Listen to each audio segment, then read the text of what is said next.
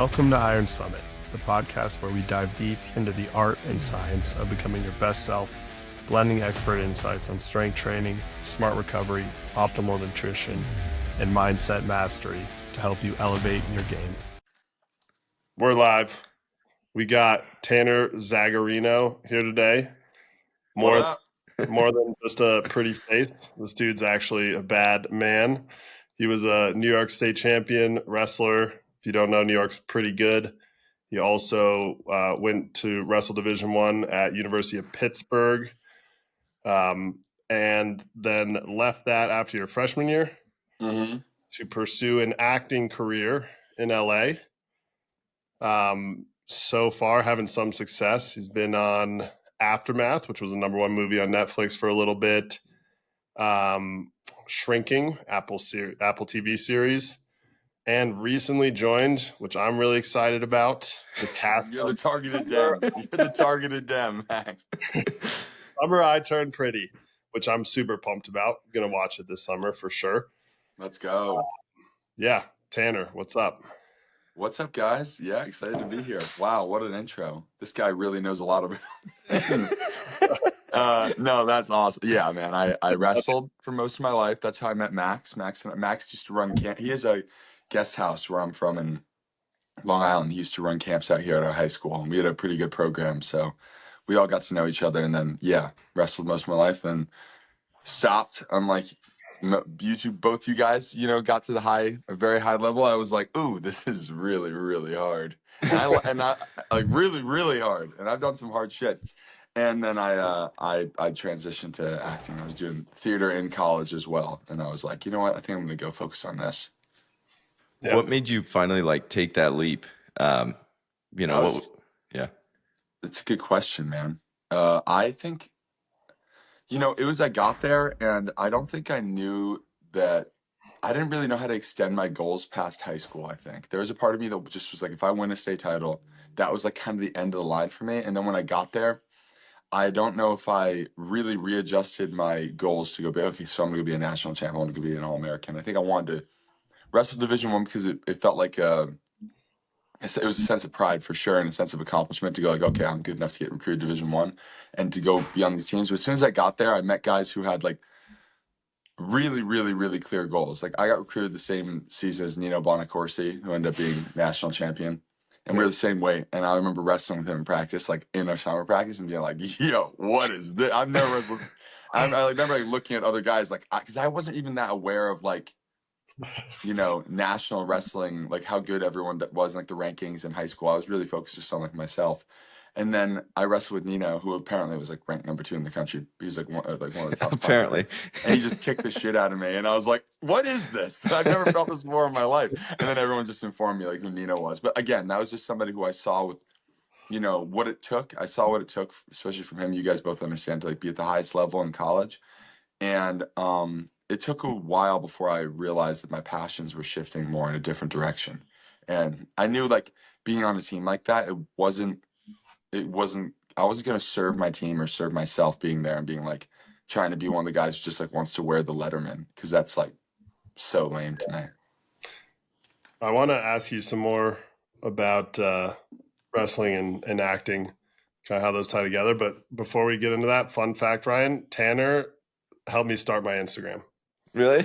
Did I really? I don't even remember. Max is technologically challenged for sure. I'm still technologically challenged on Instagram, big time. Yeah, I guess I probably. Yeah, now I'm trying to think about it. I remember we went and lifted together. Tanner had a big following, especially for back then. That was like when Instagram was just getting started. Mm-hmm. If you had more than like 10,000 followers, you were a big deal. I don't remember how many you had, Tanner, but you had a follow. And you were like, you don't have Instagram? We're starting one for you right now. Like, made an Instagram together. Max works in a technology company and doesn't know how to. His wife runs his Instagram. yeah. I remember him telling me, he was like, "What's still?" He's like trying to like search me. It's like his fingers are just too big for the phone, man. Yeah, we need a new phone. He needs an iPad. He's walking around like a mini iPad. I do have the Pro Max. It's like a big phone, but yeah. I was half kidding, honestly. I did help him start his Instagram. Yeah. So Instagram is hard to. I think it's really confusing to post. Navigate. Yeah. Like unless you you have to know how to use it. It's not intuitive. I It's tried like to two post something buttons the to other day post and I something. posted Ryan, do you the agree with original this? audio.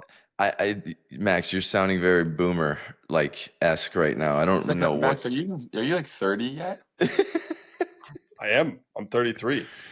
How old are you? I'm 26.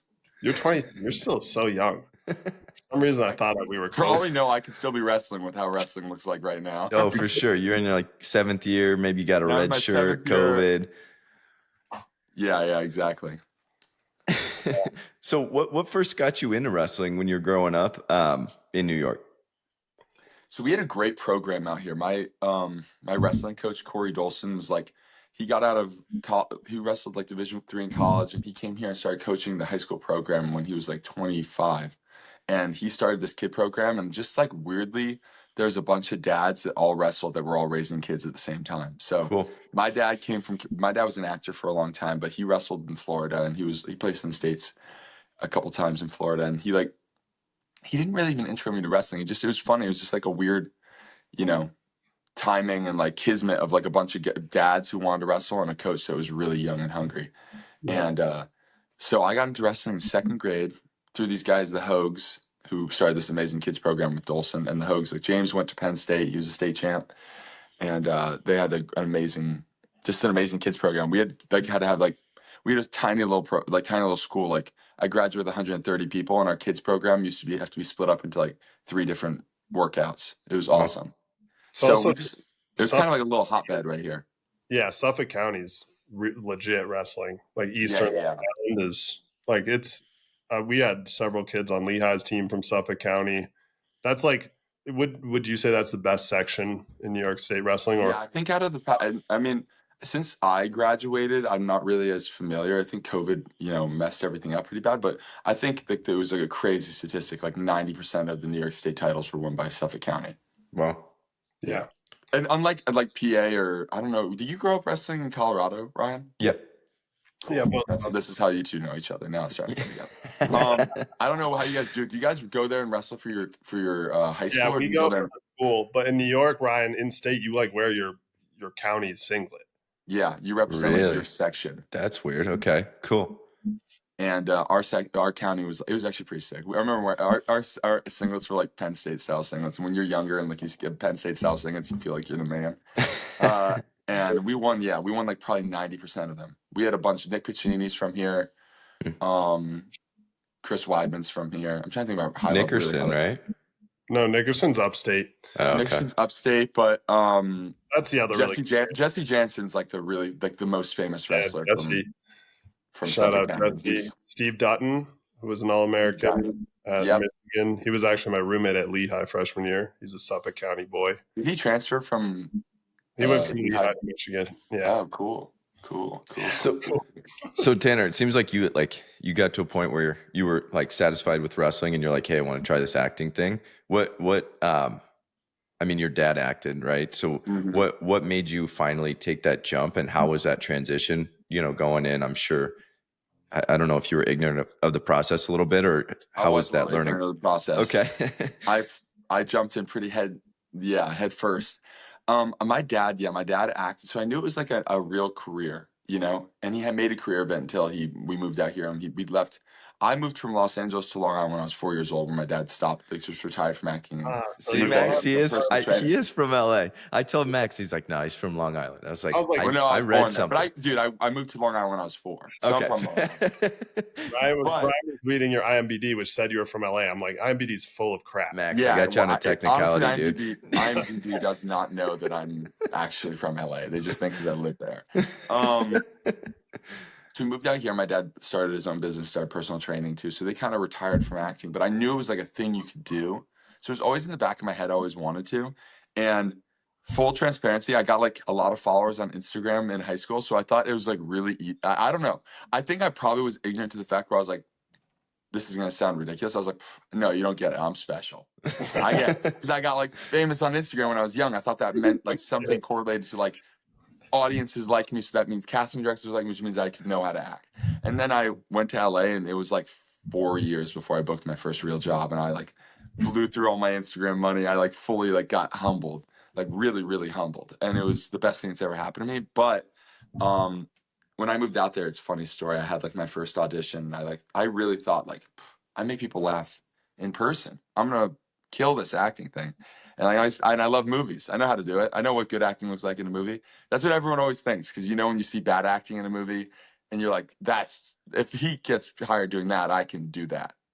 I couldn't do that.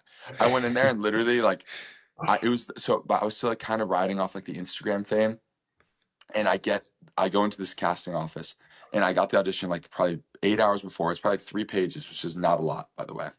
And I get in there, and the casting director pretty much tells me like, "Hey, we want to give you this job. We just need to see if you can like read. We think you're the guy.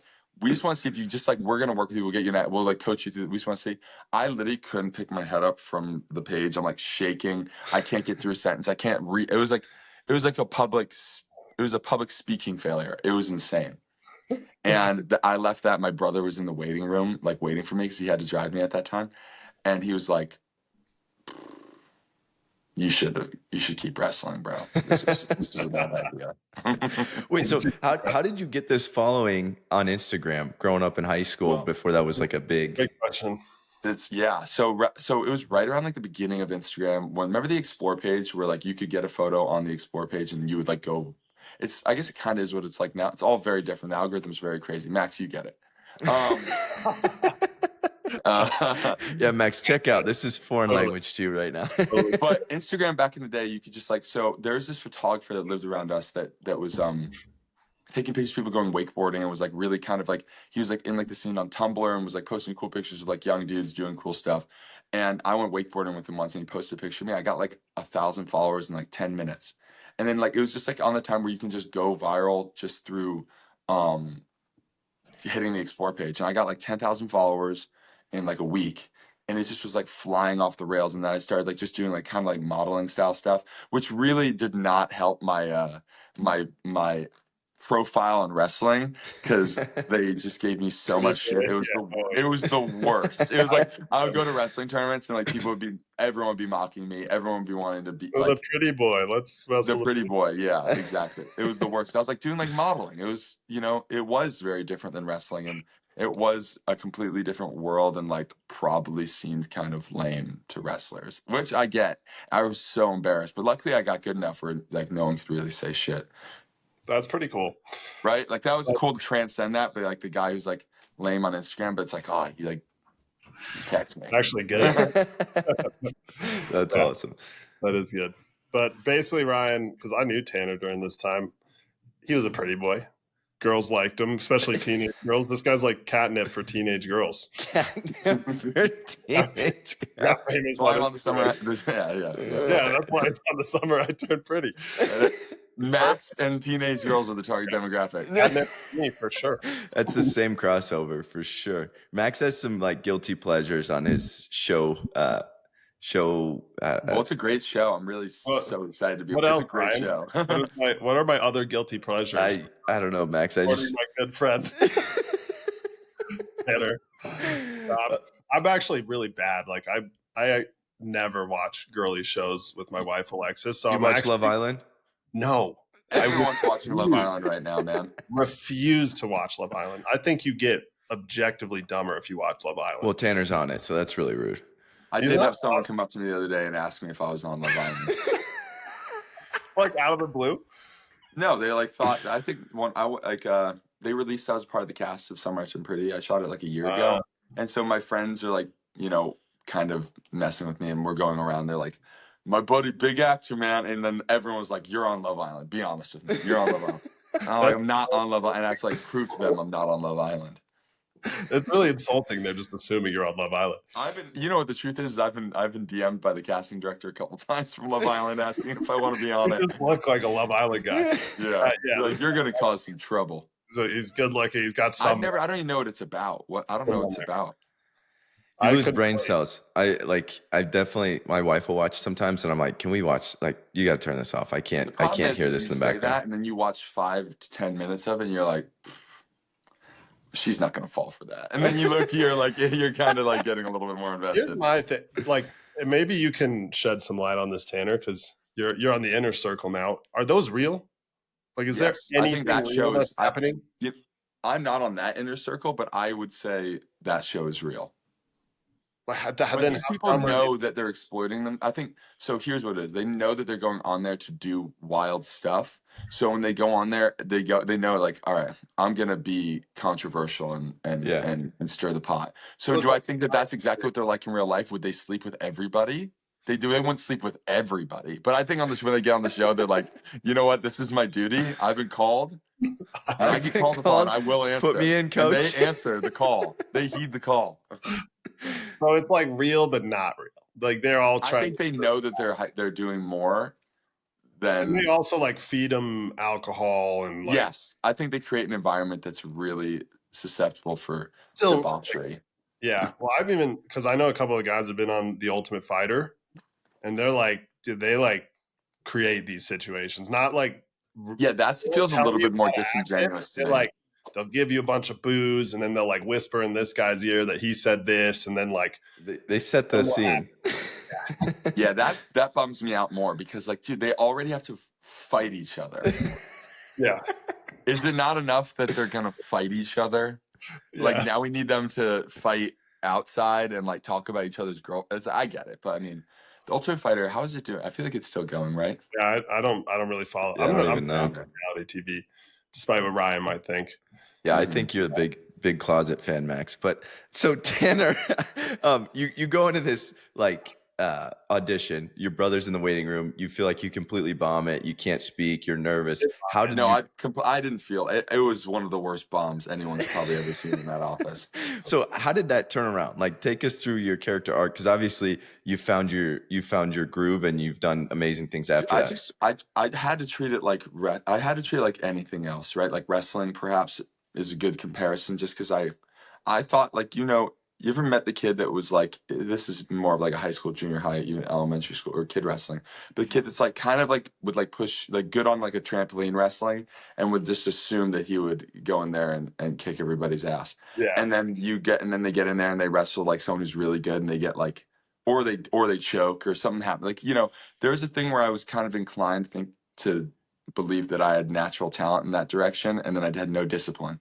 So I just decided to treat it like anything else where I got into like I've been in like probably 10 acting classes and I've done tens 10 maybe hit my 1,000 hours, probably 5,000 hours of like reading lines, training acting, doing exercises, doing all different types of methods. And I just really got into the craft and I didn't, because with Instagram, it was definitely very much of like something I wasn't proud of. And I really like, I didn't post for like almost a year when I really decided I didn't want to do that anymore. And I just wanted to wrestle.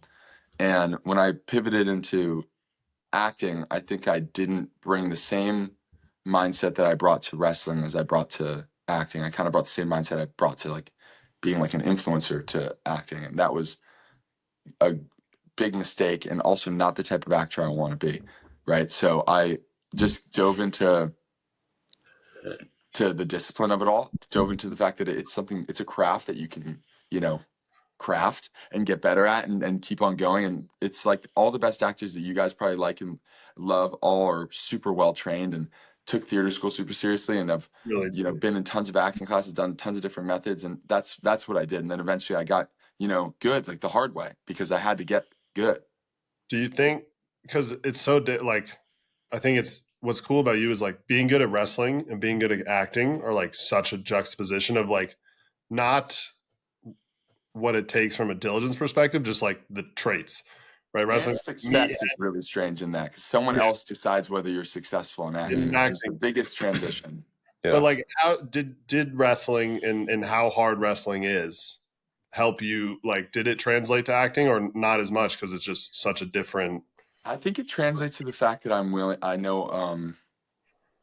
It's so funny. I was thinking about this when I was shower. I was just thinking about this like before I got on this. I was sitting in the shower, like, what are You you were guys thinking gonna about ask us me? in the I was shower, thinking about Tanner? you boys in the shower, and I was scrubbing, and I was thinking about what are they gonna ask me? And I was like, you gotta hit him with the classic, obviously Gable quote, where it's like, once you wrestle, everything else in life is easy. And I was like, it's the truth of life. Like, you know, I did wrestle Division One for, you know, a year and a half, Yeah. but you guys wrestled to a different level, and that takes a different level. But once you're successful in wrestling, you know what it means to how hard it can be to be successful in something. So acting is not even close to as hard as wrestling. Nothing's as hard as wrestling. So it's just that's more what I took to it, is that this hurts. It hurts your ego and your pride a lot, because you get people telling you no when you really feel like you're right, and then it Yeah. feels like it's like you're not good enough, or that you're not, you know, special, or whatever story you tell yourselves. And with wrestling, what was so amazing is that it's why it's the only sport I give a shit about, or fighting, I guess, too, is that like it's just me, and it's just you, and it's like, and you can't point fingers. Like, I just don't care about something where someone doesn't have to take ultimate accountability. And with acting, I take ultimate accountability, right? So I I decide how much work I want to put in, and I'm going to do all of it. The outcome isn't up to me as much as wrestling, right? But the preparation, I can do the same type of prep, where I Yeah. can get up to, you know, step on the line, to be cliche as fuck, but step on the line for the metaphorical acting audition, and know that I did everything I can. So you can like let it all go. Yeah. At Iron Summit, we are about getting everything we can out of our workouts and everyday lives. If you aren't wearing a pair of barefoot or wide toe box trainers, you are leaving gains on the table. The Sashi Athletics Ronin Ichi Minimalist Trainer is a perfect barefoot shoe. Not only does it perform like other major brands on the market, it is actually good looking. Even my wife says so.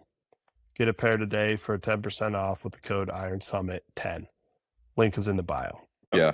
That's such an interesting point, because I feel like the one really cool thing about wrestling is it's so black and white. Like, there's no, you know, like in football, maybe the coach's kid starts over some other kid, you know, and people could make an argument that there's some favoritism, or, you know, something where it's like wrestling, you wrestle off, you win, you're the guy. And then you kind of have clearly defined goals, where I could see where with acting, you could do everything right, prepare really well. But then, you know, somebody decides like, hey, we're going a different direction, or hey, I Yeah, didn't they're like, like ooh, I this. really like this guy's physique more Yeah. than yours. Like, that happens all the time. You would love that, Max. You singled me He out. goes, that's my controllables. No, I can't act. Yeah, Just put gets up Max and front, I, just starts flexing at him. put us in front of a camera, and it's like I forget how to talk, man. But so when you kind of really took this on, what was your first like big break where you're like, wow, I'm getting some traction here. This is something I want to do. That's a good question, because someone was talking about this guy the other day, and they're talking about, like, make sure when you're chasing your dreams that you're not chasing somebody else's dream, right?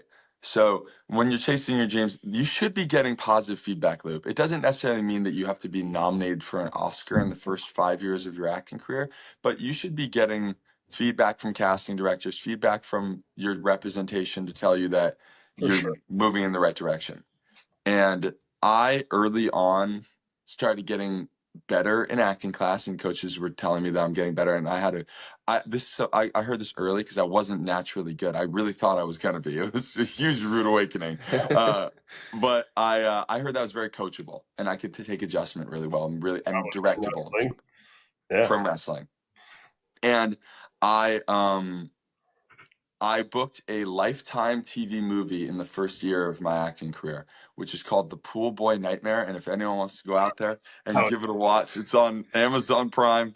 I am the star of that movie. It is not my most proud work, but it is a movie that I did on Lifetime. It's hilarious when you watch it. I'm a killer pool boy. You know, I'm just, you know, I'm sleeping with moms, and then I'm killing her because I'm jealous of her. I want to, because I want her Max, all to put it on myself. your list. This is another one I feel like right up your alley. I'm definitely watching this. Dude, it's so funny. My girl, we've been dating for 4 years, and she's never seen it. And she's like, I really want to watch it. And I like constantly talk her out of it. She's seen I'm it. gonna- She hasn't But told again, you. that She's was a seen it. positive feedback. That was positive feedback that I not got. to get stuck on Pool Boy. Let's get off the, you know, the plot of the movie. It's quite self-explanatory. You're looking at the nightmare, pals. Pool Boy night. But that movie that's, I guess, again, a feedback that I went, okay. And then COVID hit, and then SAG strike hit. So I started acting a really hard time, which again, like Yeah. I'm trying to control the controllables I can. And then COVID shut down acting for, almost a year and a half. Unless you were like already on a TV show, you weren't going to get booked. And I just kept on working on it, like stayed in acting class, got new acting classes, find ones that were doing it through COVID. It was just, that was really tough. Again, once I made the decision, it was very much like you guys with like when you got to college wrestling, like, or when I was in high school, I was like, if I made a decision I was going to be a state champ, or I'm going to go as hard as I can until the wheels fall off, or until it ends, like, obviously you come out of like your eligibility. That's what I chose with acting, with my life. So I was like, I'm going to be the best at this I possibly can be. And if there's 3 years where I can't act, I'm going to be training and being ready for when it comes back out.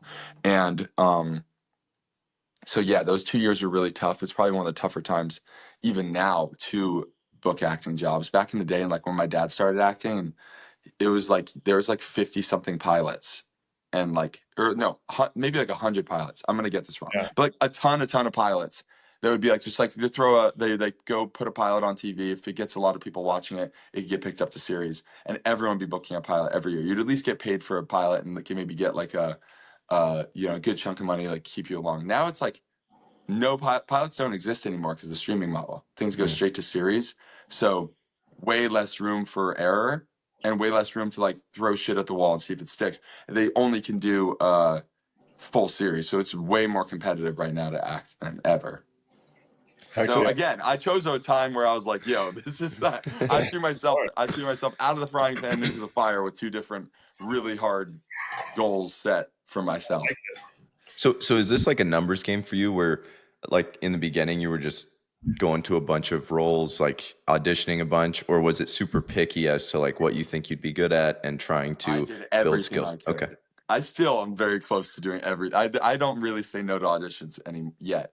I still am just so grateful to be able to be in a position where I can like put myself on tape, and like casting directors are starting to like know who I am after like 5 years of like doing this. They like, that's how you actually start building, again, like positive feedback loops. You start building relationships with people that are like, oh, I remember him from this audition where we brought him back to a callback, or this, and then you can start booking things, and then you start getting brought into the directors, and then and it's hard because it's like this industry is again so mysterious, and it's like a glacier where you're seeing 10% of it, and you're like, it's not going anywhere. But like, closed doors, like people are talking about you and you don't know it, and it's like people are remembering you, you don't know it, and you just have to stay, chipping at it. Doing your thing. So what is like what's your ultimate goal in acting? When will you be like, yeah, I've made it? Do you have any unique goals? I don't know. It's so funny because it's different. People always shame artists for being competitive and treating it like sports, but Timothy Chalamet kind of broke the mold. Did you see when he won a Golden Globe, or maybe he won a SAG Award? I don't know which one it was. No, I think it was a SAG Award for playing Bob Dylan. He's like, I want to be one of the greats. I want to be Michael Jordan, Michael Phelps. I want to be one of the guys. And it was this, and it like was very divisive in the arts community because people were like, that's not what art's about. And then there's a lot of people who's like, no, that's a sick mentality. I love seeing someone who wants to be the best. That's rad. And I kind of go more towards his direction. I mean, I think art is subjective, and I think there's people have different tastes, but I do want to be really, really successful, and I want to be the best, and I want to, push myself to the same way that I push myself with wrestling. I want to do roles that are like, I did like, yeah, I want to get to the highest level. So, win an Oscar, win a Golden Globe, win a SAG award. Yeah, that would be it. That'd be a goal. So Also, like, create a great life for my family and for people around me, because that comes with, luckily this is a sport, unlike wrestling where the payoff is very minimal. The payoff, if you get really successful at acting, seems to be pretty sweet. Wrestling. But I love the craft so much. I just want to be doing roles like, hold myself to the standard of people that I think are like excellence. I think acting excellence.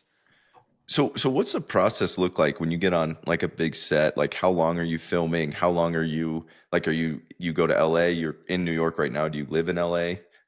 Or like, how does that look? And is it a 3 month, 6 month, just depend on the film, or what happens once you That book this depends role? on your role size, right? And depends on, um, yeah, it depends on the role size and depends on how big the production is. For instance, when I did Shrinking, that was crazy. But I was on set probably 5 days for 3 episodes, so it's very small. And then when you become a series regular, like Lola in Summer at Jim Pretty, who plays Belly, she's works every day for like 6 months. It's insane. Like there's a lot of heavy lifting. The job is not easy when you get to that level, but I have not become besides Pool Boy Nightmare, of course, classic, cult classic. I haven't been number one on the call sheet ever, so I have had that undertaking of really holding production on my shoulders. But that is also, again, back to my goals. Like I want to be the guy who like leads a set and can hold this a production on his shoulders and be a great leader. That'd be an amazing thing. Yeah, it's a foreign world to me, but it is interesting. It is interesting. Like, Thank you, Max. cool. Definitely a different, and it's like. But I miss wrestling every day, and sometimes I was talking to my dad about this, and I there's a part of me that thinks there's like nothing I'm gonna be as passionate about as wrestling. And that's most of us, right? It's like once a bug bites you, and you like are in, like me and my high school coach, who's I think one of the best coaches I've ever worked with in my whole life, and created a program. Our program started as like one of the worst programs in this, like didn't win anything ever. Like we were very, very bad, like a losing record every year. And then in 10 years we were ranked number one in the state. Wow. Which was sick. Yeah. So but again, wrestling is something I always think about. Like I don't know if I could ever be as passionate about anything as I've been about wrestling, which sucks. What a bummer. That's it. That's my most passionate thing. Yeah. I don't know though. I feel like over time stuff changes and like you can take those lessons and I don't know, that was a cool phase of life, but then now you're in a different phase where maybe after, you did wrestling for I don't know how many years, but probably more than you've been acting, right? So once you hit that threshold, maybe it switches to acting or, raising kids or, whatever else It's not even that. It's just I'm super passionate about acting and I do bring the same passion to it. It's just the way wrestling, I don't know. It was just like such a, nothing gives you that feedback the way wrestling does in life, unless I've started fighting or something. Like that feeling of winning in like wrestling and being successful and like even like the grind of how hard wrestling is, it's like nothing compares to it. You're passionate about it, and there's really, like you said, there's no payback really, other than the feeling of winning. Like there's no external motivators. It's just suffering. It's just exponential suffering for little moments of glory, and then back to exponential suffering. What? It's awesome, guys. It's so cool. It's the best. Nothing's better than me trying. I like my dad. Me and my older brother. My older brother's 31, and I'm 26. And my dad has like a new round of kids. He's got they're all upstairs. If you hear them running around, a 12-year-old and a 7-year-old. And me like trying to talk them into why wrestling is sick is really, really hard. Because they're like, I could throw this ball in that hoop right now and nothing hurts. And I'm like, no, you don't get it. The hurt is like good. It's I promise. That is a weird like sometimes. Yeah, it's like rewarding, but it's not fun. No, I would never say it's fun.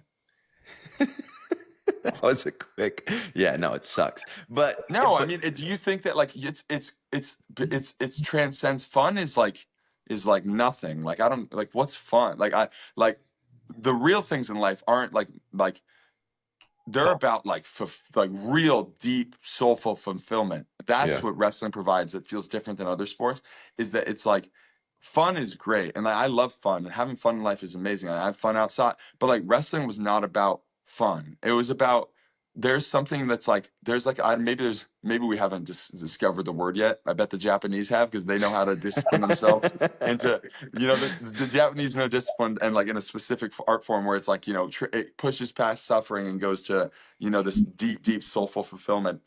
And it is it's not fun. I would never say that it was like fun. I would say that it's beyond that. It's like something that's like comes in like taps into your like your DNA. That's war, right? That's probably what. How about this?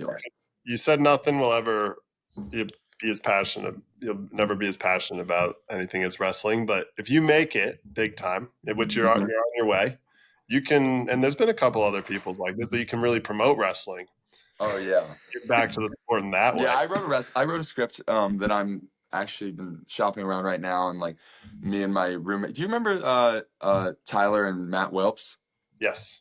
So their little brother Noah, who I met at the University of Pittsburgh, he was a creative writing major, and he was a two-time All-State in PA. So he's better than me probably. I don't like to admit it. We wrestle every once in a while when we're drunk. But we were writing. He's been my roommate for the past 6 years in LA, and we were writing partners. We wrote a high school wrestling script that we're really trying.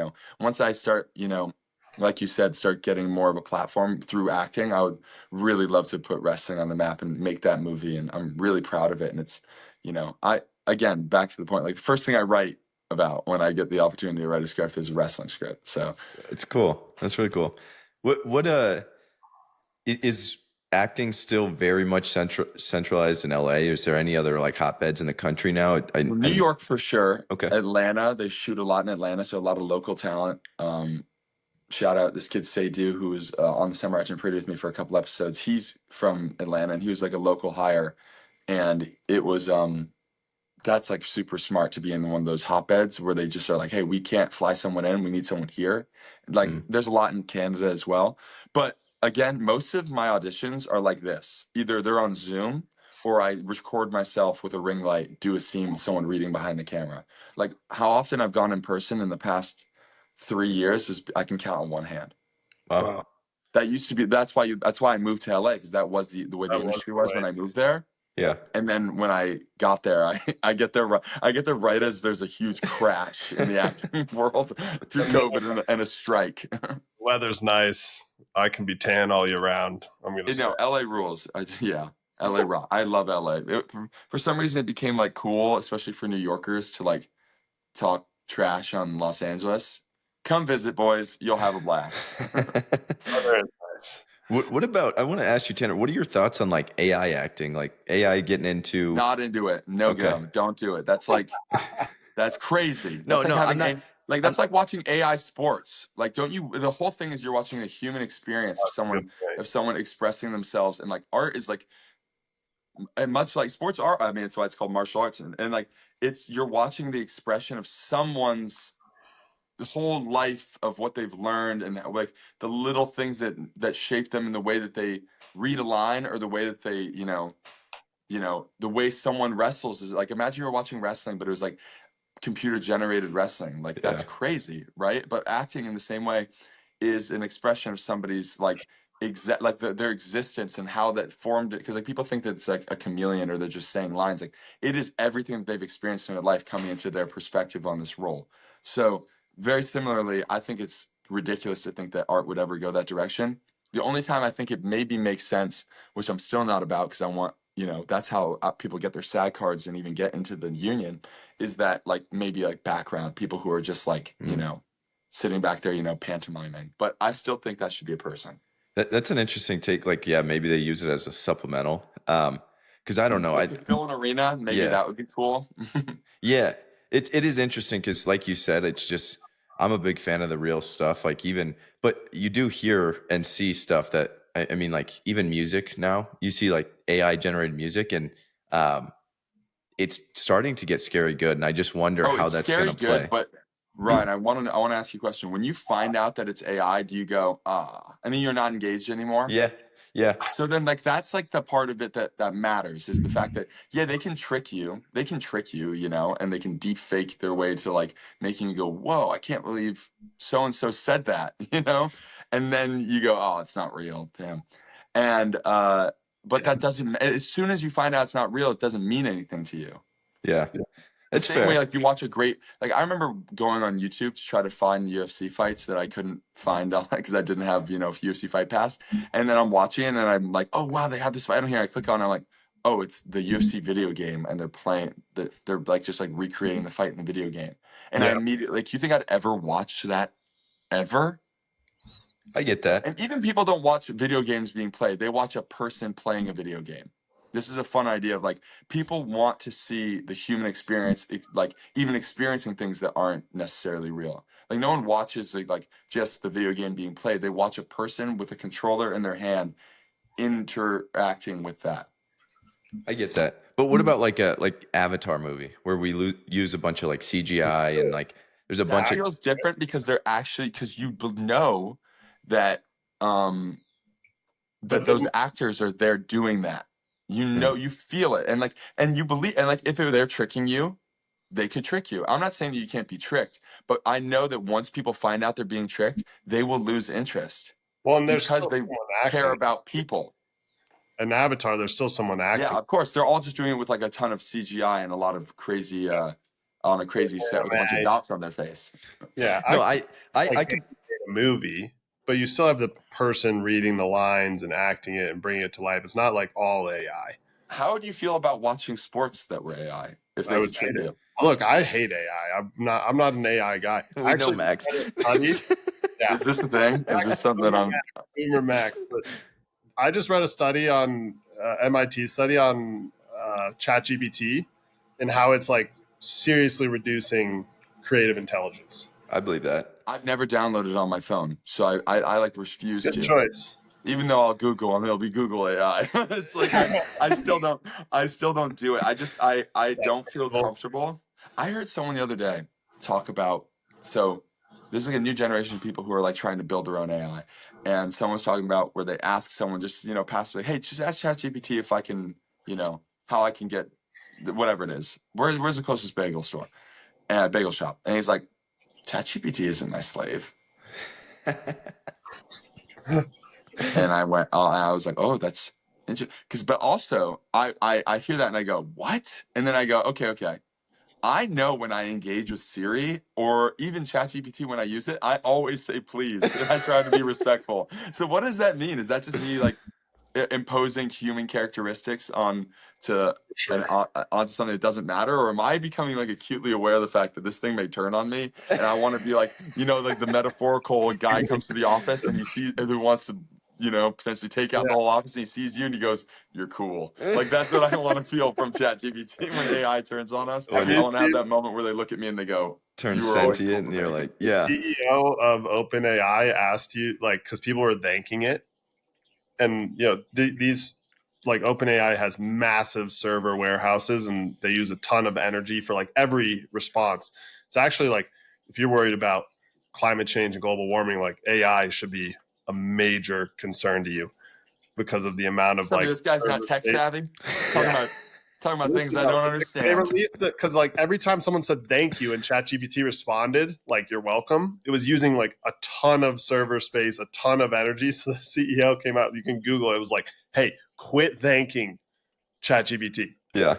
It's a That is waste of resources. so funny. That is so funny. So I'm contributing to climate change by trying to be Your respectful. fault for thanking ChatGPT. That's such a bummer. It is I a can't weird get away. I time. can't rid myself of this thing. Uh, Yeah, I don't know. gross. AI is just such a weird topic too because it just gets so much better every couple months. But It like you becomes said, almost like it's just such a great tool that you don't want you want to think that there's a way to be, to walk hand in hand with it rather than have it like take over. yeah, But I don't know. I don't want to be apocalyptic about it, but it is for the sake of art or even sports, or it would really, I think that's against everything the whole reason Sure. why we like it. Like, I'd rather see someone do something imperfectly and yeah, be like bad. Well, I've I'd rather even watch a guy seen, be like, give like a kind of a half-assed performance, or like give a performance in acting that's like you can see the acting and you can see like yeah, they're that's not showing you, perfect. than a Yeah. perfect, George Well, Washington. I know there's like because a lot of people are using it in marketing and ad copy, and I know some people who work in marketing who are like, hey, people are starting to be able to tell when something is AI generated. So like you have to make sure you weave in like the human aspect.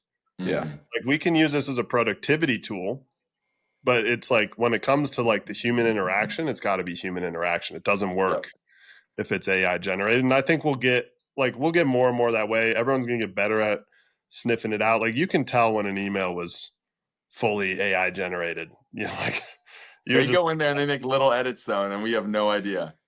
But again, back to the point. As soon as yeah. you find out, you go, "Oh, That's AI. you're I not think like it depends patting- what it is though. Like you're saying, if it's like art, um, you're upset about it. But like, You let's feel say it was almost like lied to. but if it was like a cartoon or if it's like notes after a meeting that's AI generated, like Yeah, that's different. there's a lot of use cases for it too. And Wise, yeah.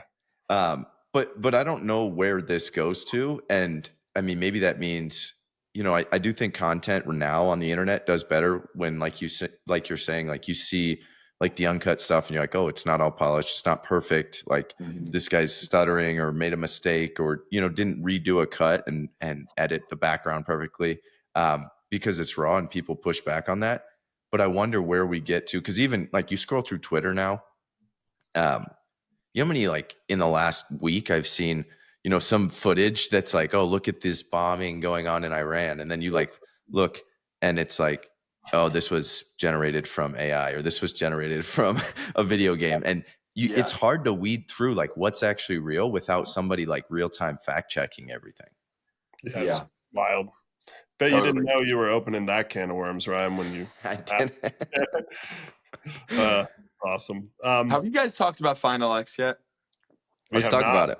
Let's Boys, let's get into Hannah's been waiting to talk about wrestling. I know, guys. I don't want to talk about my acting career. Wait, I'm very proud of it. Everyone's streamed Summer I Turned Pretty. First 2 episodes come out July 16th. Okay, Boom. that's it. Very I got excited about that. That's like my big. That's like it's like, you know, I'm so proud to be a part of that show. That was like literally that's the big my like, you know. It feels like. Wait, Ryan, after Chloe, Ryan's wife had a question. Yeah, I gotta ask you one last question, Tanner, before we go to wrestling. I bet I can't answer it. I promise you. There is a lot of stuff I can't say about that show.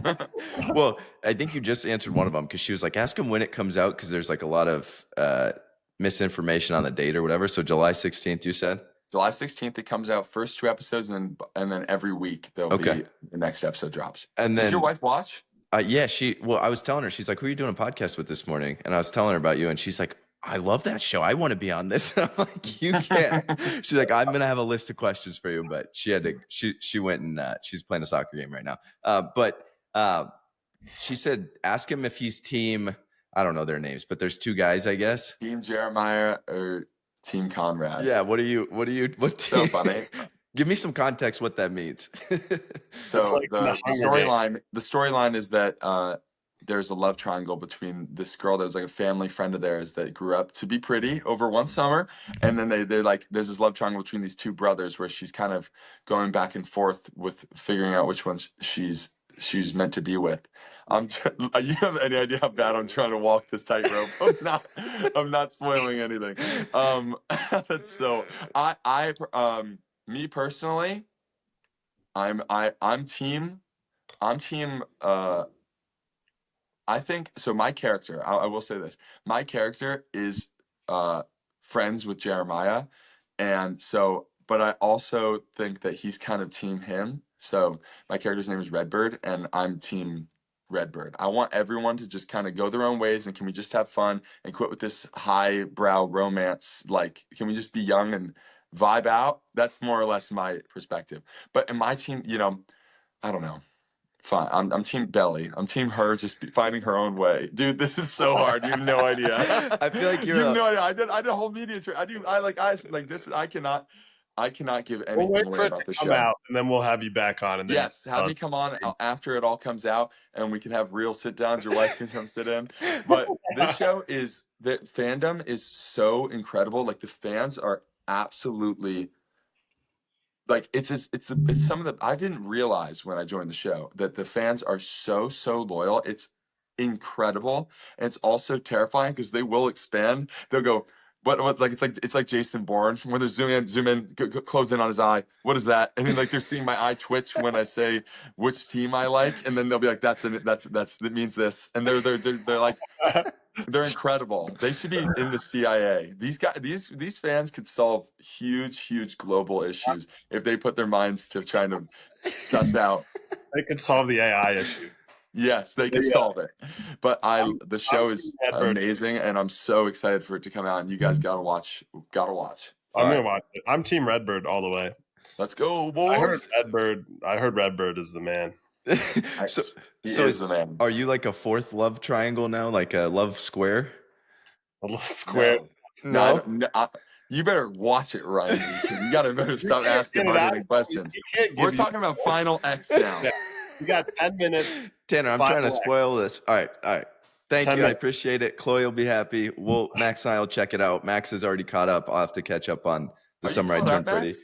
Oh, no, I haven't watched it. No, he hasn't watched a single episode. I know he hasn't. I'll pick it up from where you start. I don't care about anyone but Redbird, man. You got to get the backstory, dude. How are you going Let's to go. – can you just jump in halfway through? That's crazy. Yeah, I'm intelligent enough. I'll figure it out. All right. Just ChatGPT it and see what they say. Exactly. I'll chat to you summary. I'm All right, getting Tanner, email from Amazon. give me your Final X summary, thoughts, reactions, crazy Dude, crazy I Final want to X. talk about the New York. I don't think we get slept on with how great the wrestlers are that come out of New York. They're great. I think the high school level, like the top 3 guys are really, really high level.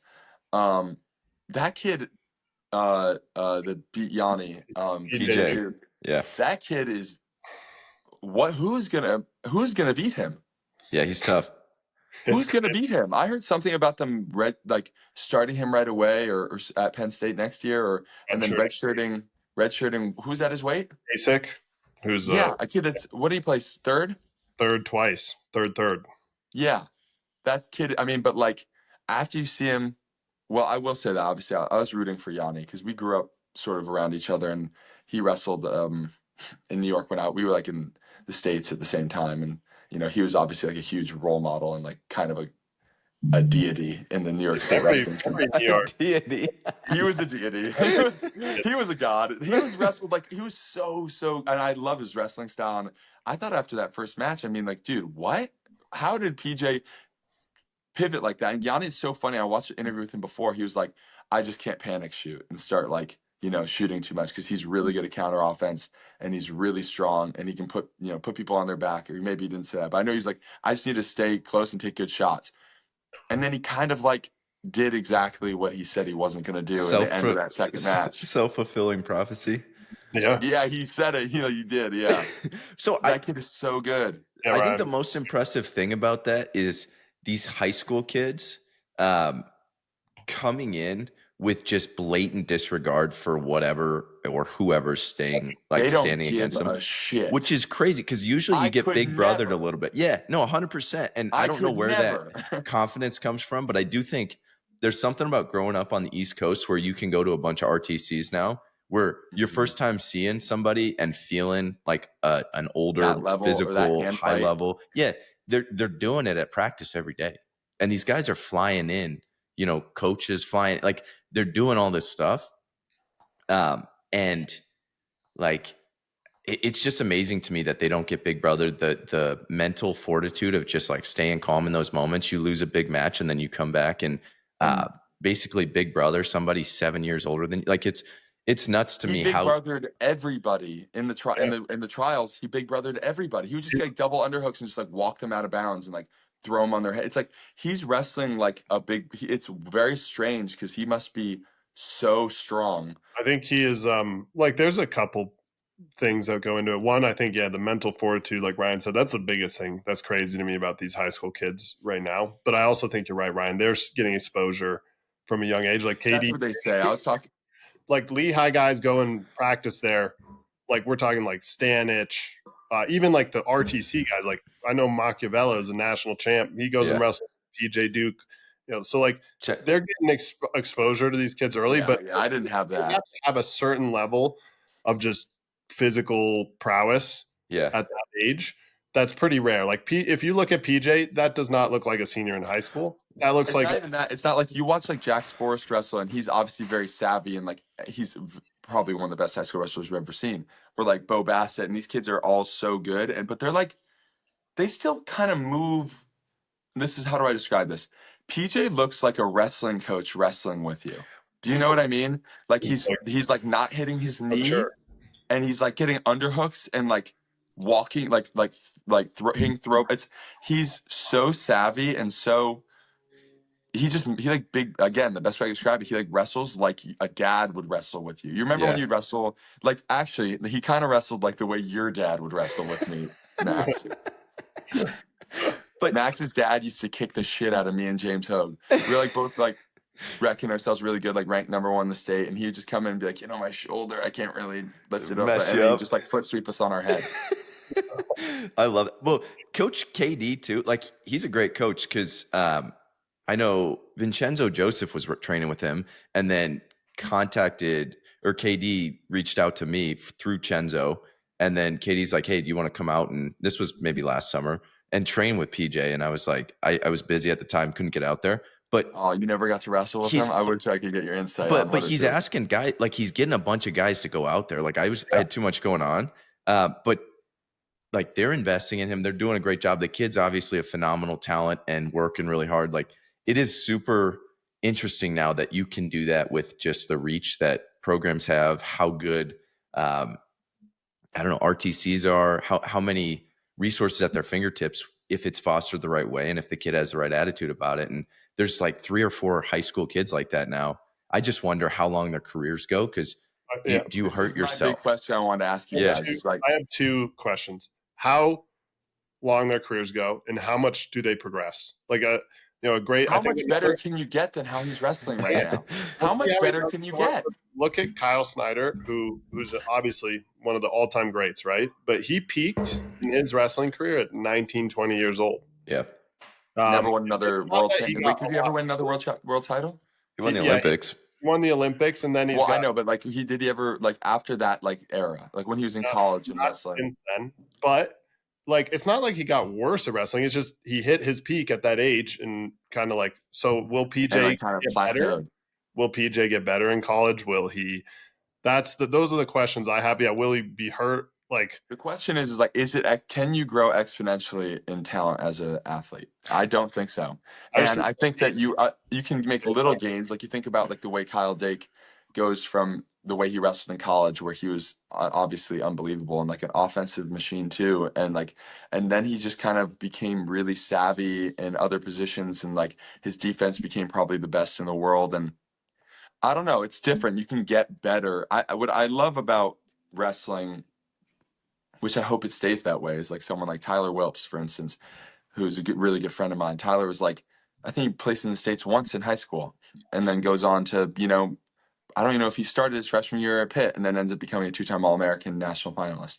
And it's like, I love seeing those journeys of people who are like, came from like, were not like blue chips. But like, it's really crazy now because you see these guys, and I'm curious, what I want to ask you is like, is wrestling, are we gonna have like guys wrestling 5 matches a year? Like, how are we gonna keep everybody wrestling when everybody gets hurt? Like, I watched Messenbrink versus David Carr, which I don't think people are talking about enough. The fact that David Carr like pivoted to be like, he just 2-0'd him and like kind of controlled those like, I couldn't believe that, but from how Messenbrink was running through everybody, and then David Carr makes that transition. But like, is Messenbrink hurt? Like, his face is destroyed, right? Like, that's everybody at that level. He's done. Well, think about his acting career. No, Tanner, I think that there's 2 weird things too, though, with that. Like, one is, I don't know what the exact number is, but I think you get like 10, maybe 8 to 10 hard years on your body of wrestling and hard competing. And so if you start that too early, you shorten your career on the back end.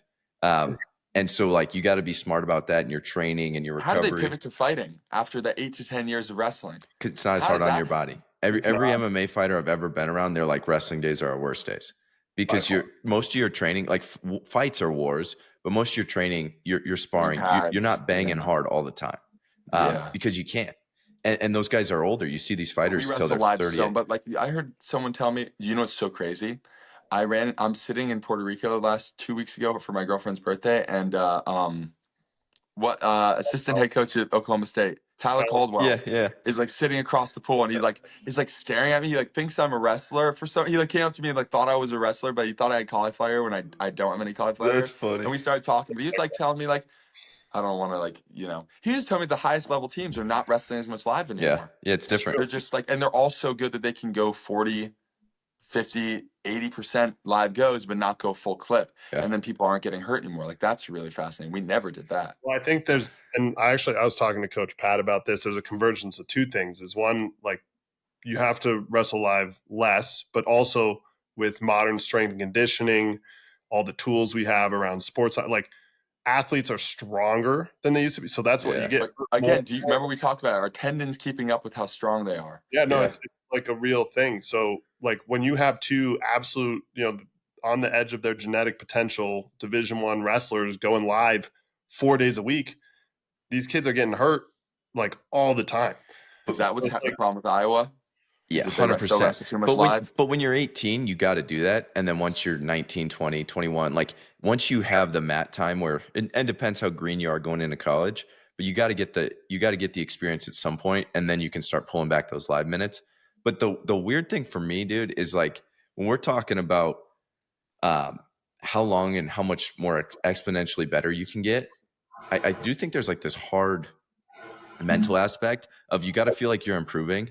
And even if you're improving a little bit, like if you feel like this guy you used to tech is slowly catching up to you, you don't I've been have there that. before. That's the worst. Yeah. And so it's hard because it's like you're not necessarily getting better. It's just this other person has more growth potential right now because they were like worse than you at a certain point. And so you go from like dominating these people to like having a 3-2 match with somebody. And I think that's a hard mental shift. That can mess with your mind too. I mean, that's obviously the biggest thing about, like, you think about someone like, this is my concluding statement of Final X. But I think it was amazing. I think that was one of the best Final X's I've seen in a long time. That was unbelievable.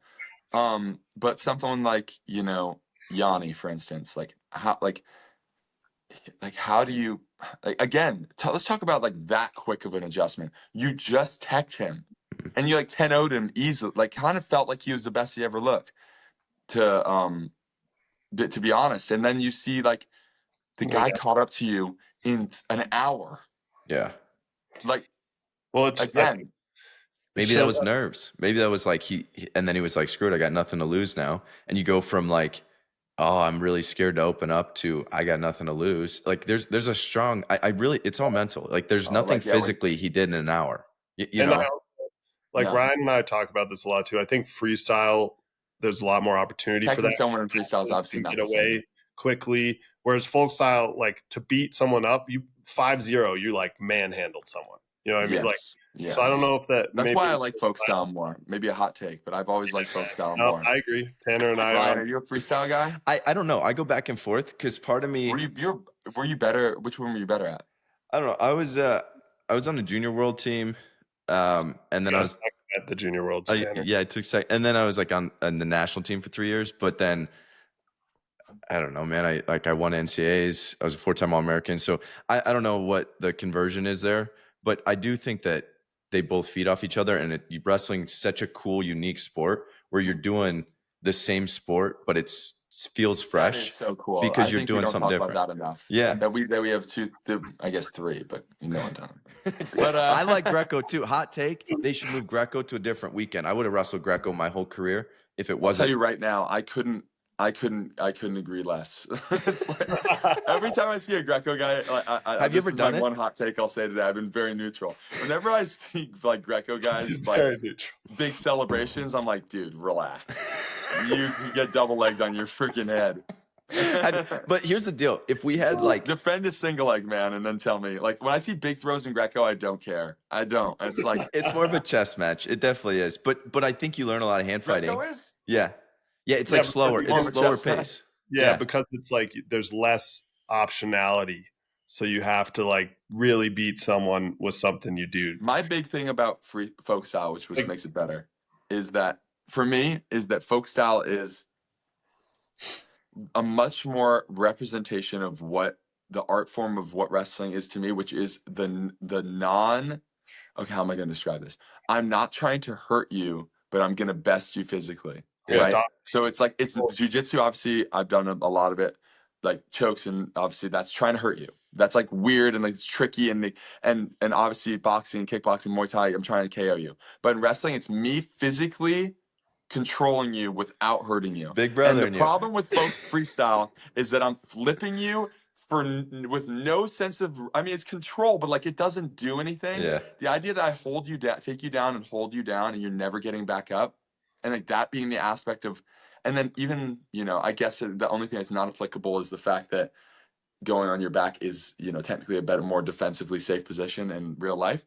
But folk style is the exact the representation of take you down, hold you down, I bested you. There's people who win in freestyle with like bullshit. Like, I don't know. Like, I have to be honest, every time I see someone hit like a chest wrap where they don't land on top, I'm not happy. Yeah, I get that. If you don't land on top and like get a takedown at the end of a move, I'm not happy. Folk style is more, I agree with you. It's more like close to a fight without trying to hurt. Whereas freestyle is a sport. It's like a gamified version of wrestling, which I think can be fun. But you have to I don't say it's not fun, but I don't think it's the superior. Like, I think obviously if you put folk style wrestlers against a folk style wrestler, like a really high level folk style wrestler against like a really high level freestyle wrestler in a fight, like that folk style wrestler is beating the shit out of him. certainly an advantage. Well, and I think that's why college wrestlers dominate the UFC game at the rate they do. And then like Yoel Romero doesn't take anybody down in the UFC. It's very strange. I found that to always bug me. Yeah, they like forget their wrestling. Sometimes that happens. But yo, closing statements, Tanner. We got 3 minutes. Anything else you want to put out there? Wrestling's the best sport on earth. That's what I believe wholeheartedly. I want to again, when my schedule right now, like I'm busy because I'm coming back and forth for premieres for the show, which is so unbelievably surreal and exciting. And everyone tune in. Wrestlers, come watch me. Come support a wrestler. Come watch me on Summer I Turn Let's Pretty do this it. season. Yeah, absolutely. You know, I talking to you guys, I feel a little fraudulent, but wrestling was a huge part of my life for a really, really long time, and I love the sport more than anything. You guys are the man. Ryan, I've been watching you wrestle for like, you know, 7 years. So Thanks, it's pretty man. cool to meet you, man. Meeting you is cool, really cool for me. And yeah, man, I'll just go F myself. It's fine. Max, I met you when I was 15 and I started your Instagram. Yeah. When you All American, I was very, very happy. All right. I was very, very happy. Because I knew you. Yeah, man. Closing statements. I think AI is bad for art. I think wrestling is the best sport on earth, and I think everyone should go watch the show and go tune in for some other stuff I want. And yeah, I'm really happy to be on here. You guys are doing something cool here. I need to get my macros back good, Max. I've fallen off. Let's get it. So you're not. Well, Ryan and I will help. You're not going to lose any other roles because the physique is better. You are true. Ryan, last question. Ryan, do you have cheat days? Cheat days? I think 80-20. You know, it depends on what you're doing, but like if you can nail 80% of your nutrition, 20%'s all right. And like obviously, what are your macros? Are you getting 200 grams of protein every day? I like when I'm getting real strict, I'll really count everything, but for sure, I'm always trying to hit 200 a day. When are you running at all? Or are you just lifting and do you wrestle anymore? I haven't been running. I'm helping out coaching wrestling, so every once in a while I'll hop in with some high schoolers. Okay. But I've been really trying to put on some mass because I haven't been able to do that. Just being in, a sport where you got to keep your weight the same way. So many calories too. Yeah. Yeah. So I really haven't been doing as much. I'll do it like every once in a while, maybe like 10 or 15 minutes of some kind of cardio, just to just heart rate stuff, making sure that I'm not, a fat piece of shit. If something happens, I'm like, if something goes down. Yeah, right. But no, I've been trying to kind of really lighten cardio stuff just to make sure that I'm able to. You're just lifting? Are you getting 10K steps a day? What's the deal, man? You're very low body fat. I don't understand. I appreciate it. No, I try to, I got a dog. I'll take her for a walk. I don't really do step stuff. I provide Tanner with some context here. Ryan is Ryan's a genetic freak, man. I can already tell by the way he's talking to me. I think Ryan. I don't like it. You know what? It's such a and nothing better than a guy who's genetically a freak and going like, I'm into fitness, man. It is combined with it. Like Ryan has, no one looks like Ryan unless you have the discipline, the genetics, and the work ethic. It's like a combination of three things coming together. Yeah, I appreciate it, guys. We're getting into Tanner. You want to make Ryan? I'm trying to compliment you now, Ryan. I knew it. I knew it wasn't. I knew he didn't go from like 12% body fat to this off walking and lifting. This is his life. I enjoy this stuff. Max and I love this stuff. And Tanner, Boys, I got to make it out to Colorado and see you guys. dude, I let's wanna do come. it. We'll I would love to. I want to come work out with you guys. That'd be awesome. And we definitely got to ask you about your training next time. Maybe we'll get you on after everything premieres and stuff. Not exciting, I promise. We're gonna get Tanner on a Iron Summit training program. Yeah. We'll do it before and after, and Tanner's never gonna lose another role based on physique. This guy he's gonna be the physique in Hollywood. Yeah. There we go. All right. You're the I'll man, catch you guys Tanner. later. Thank you so much for having me on. You guys rule. Thank Bye. you.